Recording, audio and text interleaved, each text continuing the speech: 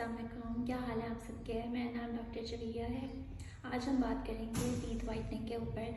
जैसे कि आजकल जो है शादी सीज़न भी चल रहा है और जैसे ऑब्वियसली पिक्चर्स बहुत मैटर करती हैं ब्राइड्स के लिए और वैसे भी इवेंट्स वगैरह पे, तो उसमें दांतों के भी अच्छा लगना ज़रूरी होता है।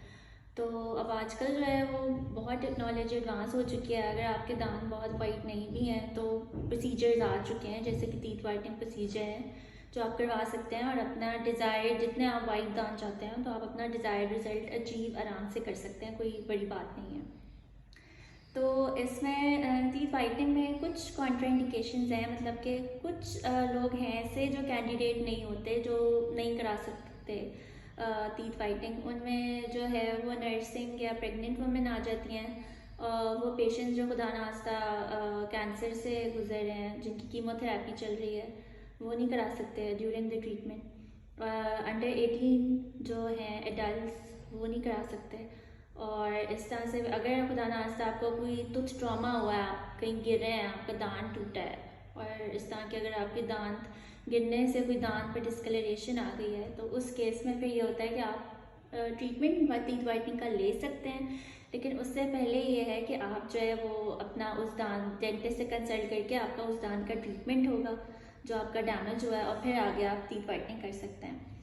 तो आप प्रोसीजर की बात कर लेते हैं। तो टीथ वाइटनिंग का जो प्रोसीजर है, इसमें सबसे पहले तो आपकी स्केलिंग सबसे पहले होती है। Scaling with polishing. Scaling I am sure almost सबको पता होगा।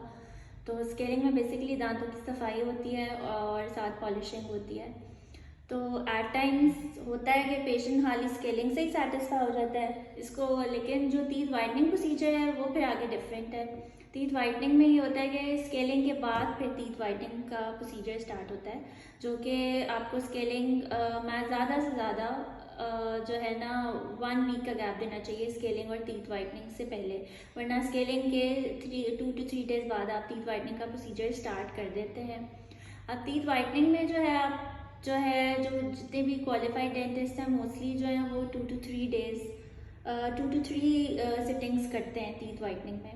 ये जो टीथ वाइटनिंग का प्रोसीजर है ये जो है वो आपका होता है 20 मिनट्स का, 20 to 30 मिनट्स का। 20 to 30 मिनट्स के आपके 2 to 3 विजिट्स होते हैं। अब इसमें 2 to 3 विजिट्स क्यों होते हैं, इसमें डिपेंड करता है आपको कितना, आपको डिज़ायर्ड रिजल्ट जो है वो आपको कितना चाहिए, कितनी आपको वाइटनेस चाहिए, उस पर डिपेंड करता है।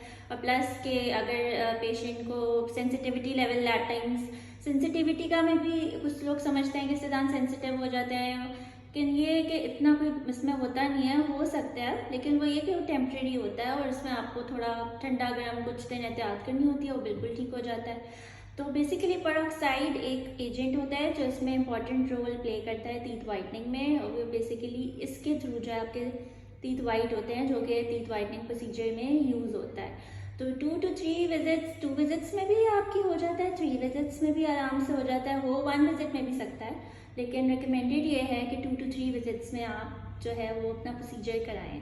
और होता ये जो है वो 20 to 30 मिनट्स का आपका एक डे का विजिट होता है।